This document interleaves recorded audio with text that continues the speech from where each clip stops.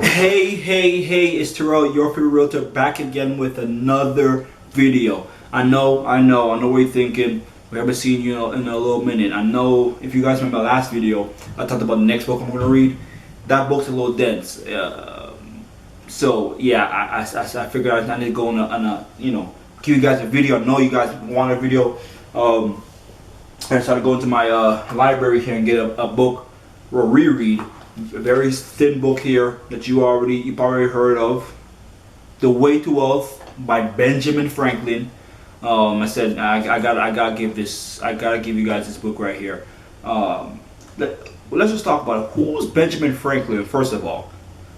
Let's just get into it. So this Benjamin Franklin is a writer, scientist, inventor, statesman, diplomat, a printer, publisher, political figure, philosopher, and I believe the face of the $100 bill. Don't quote me on that. This book right here, The Way to Wealth. If you were to say to me, Terrell, how would you describe this book in one word? You know what I tell you? This book in one word is timeless. It is timeless. This book never changes. Like this, you could do this in any era, 2022, 1900s.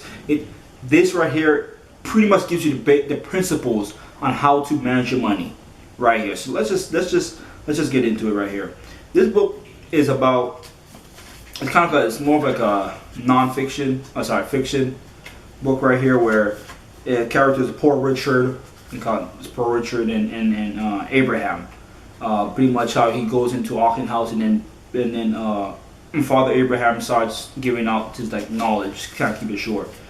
Here's some things that stuck out to me. Okay, here's some key things that stuck out to me here, so you guys can understand. This is a step. He says God helps those who help themselves. Let's just start with that. God, I know you might not be religious or whatever, but God helps those who help themselves.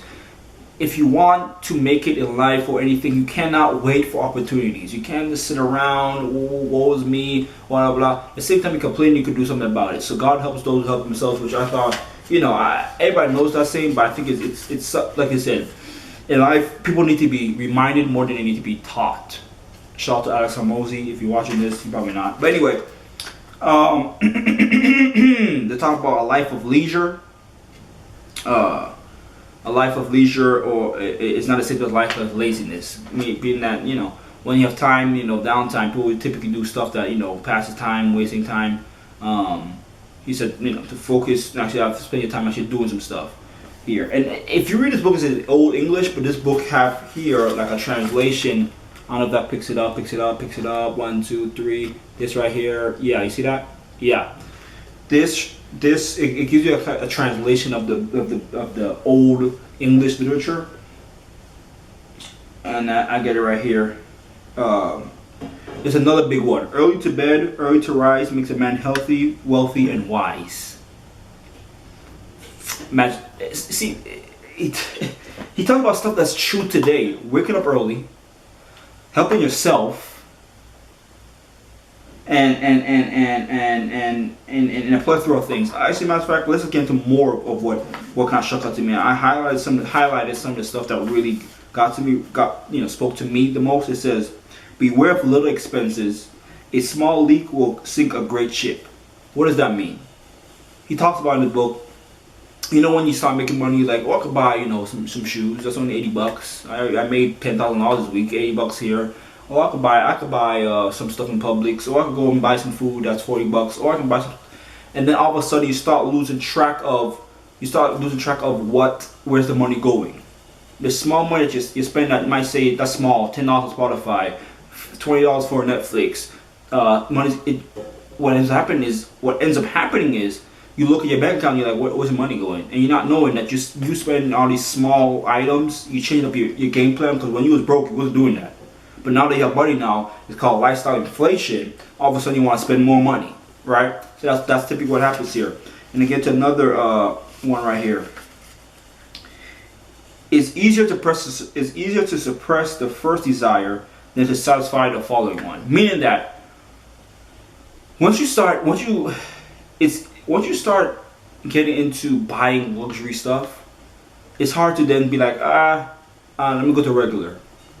So it's easier to deny that first type of kind of raw feeling of I need to buy this right now, this Louis Vuitton bag, whatever, or whatever fancy dancy thing you want to buy.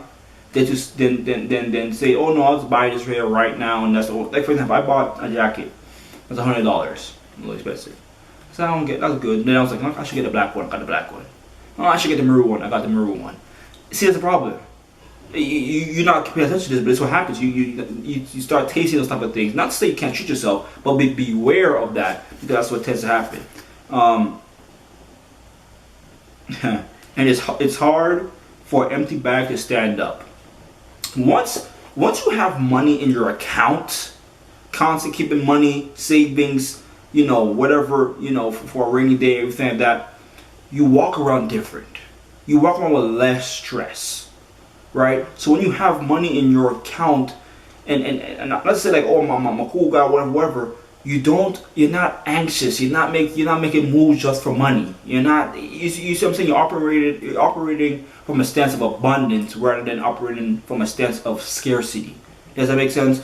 So, it's like I said, it's hard for empty bag to stand up straight. So it's hard to be like, confident when you over here sweating. You worry about where I'm gonna have the money to pay the bills. You see what I'm saying? So. And these stuff is it's funny. He's been saying stuff. This type of stuff he's saying years ago, right? This book right here is a quick read, 30 pages long, right? It's on one sitting. You could read this in one sitting, easy, quick, nothing crazy. Would I recommend this book? Recommend this book to other people? Here's the short answer: yes. Here's a long answer: yes. You gotta read this book, dog. You gotta read this book. This book is what? I don't even know how much I paid for this book. I've had this book for so long. It's 30 pages. It gives you the principles and knowledge of money. Imagine that. So, I suggest you guys read this book. Like I said, I wanted to come out here, give you guys a video. I know I haven't given you guys one in a while. So I just said I need to get this up, and so you guys get something, to look at. So I appreciate you guys. What's the next book I'm gonna read? Actually, come to think about it, April's my birthday month, and I'm gonna read a lot of vintage books. So you're gonna see a lot of books I read already that I'm gonna reread just to give you guys my kind of understanding on it now, and might see what I thought of it initially when I read the book. Because when you reread a book, you oftentimes get more.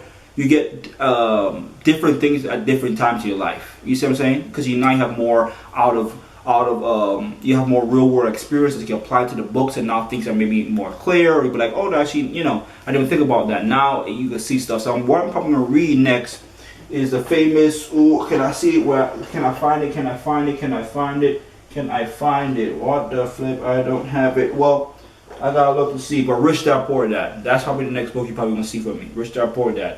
When I first read that book, I learned about LLCs. Now we're going to learn about a little more. So, till the next time, I appreciate you guys. Like, comment, and subscribe. And ciao.